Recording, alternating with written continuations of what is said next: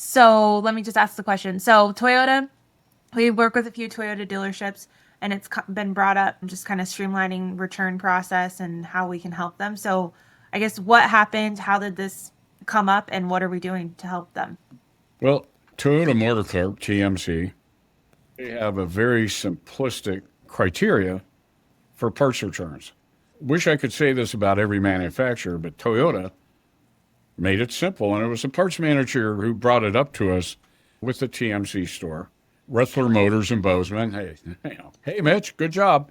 And with Toyota, there's 3 return criteria and 1 non-returnable criteria, which is really simple to execute.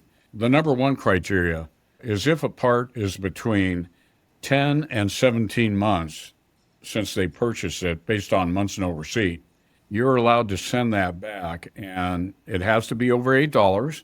And Toyota doesn't charge you a restocking fee. They just, okay, it didn't sell.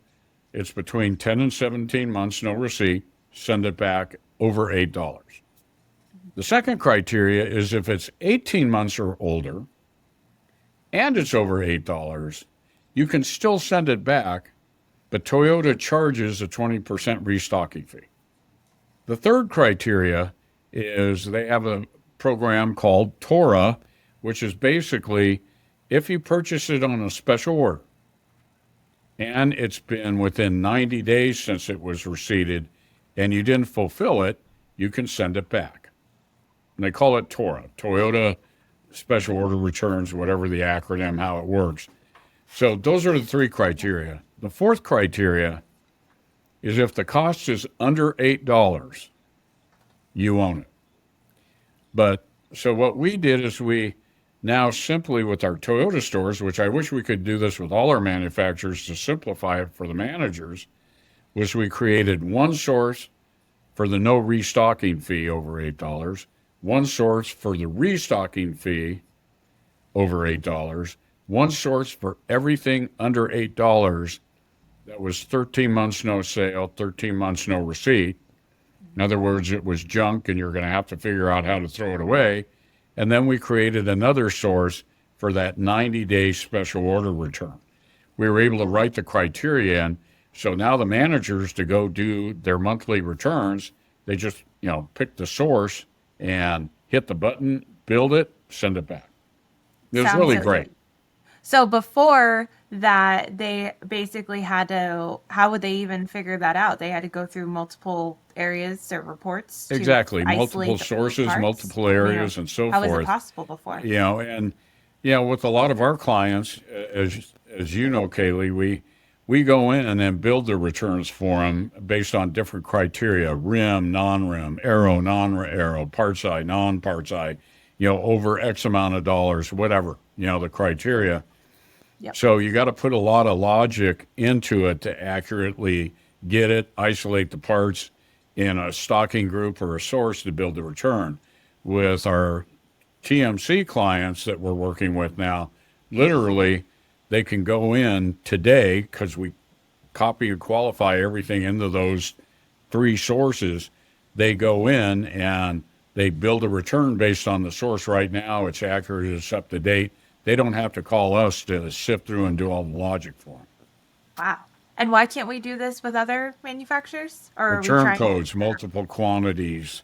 Believe me, we've looked at some of that, and some of it, gets fairly complicated, so we could probably narrow it down and come pretty close, but that's always been the frustration with a lot of managers, building a return.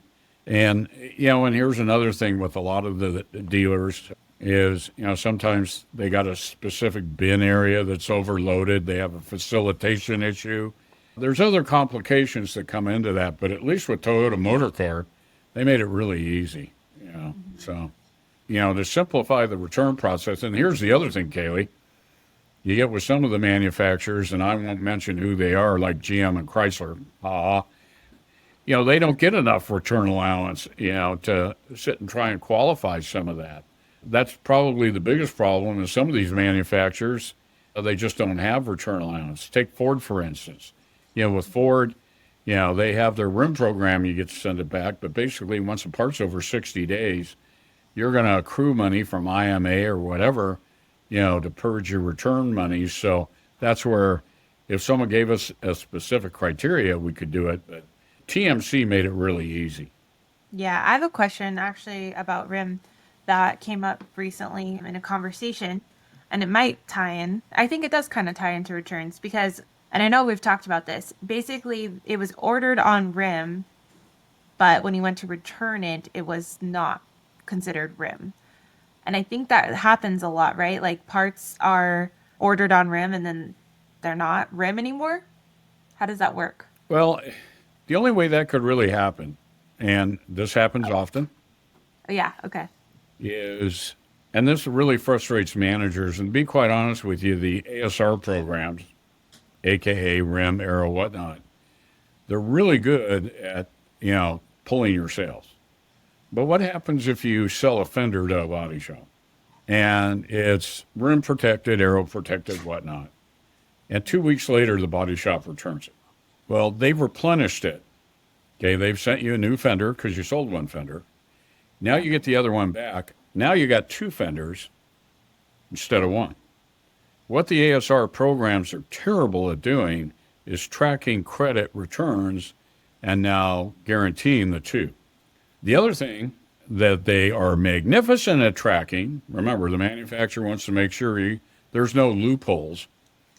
And I'll give you some prime examples. I had a dealer who called up and they had 8 air filters. This was about 3-4 years ago. And he goes, the manufacturer's pulling the wool over my eyes. I have these 8 air filters and they only took 2 back. Well, we went in and looked at his history and I said, well, here's your problem. You bought 6 air filters from your AC Delco distributor and you bought 2 from GM. GM sent you took the 2 back that you bought from them. You got 6 from the AC Delco distributor. They're not going to guarantee that. Okay. So there's a couple of criteria when you look at that, Kaylee. You have to know exactly, did you buy it from GM or did you not? Did you emergency purchase it from another dealer? Did you get a credit? The credits are a small part, but believe it or not, there are a couple of dealers, large dealers, that they have the resources that when they get a credit in like that, they actually will track it separately and they can petition General Motors and send the 2 fenders back. But that's a lot of work to track credits on RIM. And that's one of the ways that it could be. It was RIM protected, now it's not. Typically, those parts fall out of, you have an 18-month window you have to hold on to a part with GM now.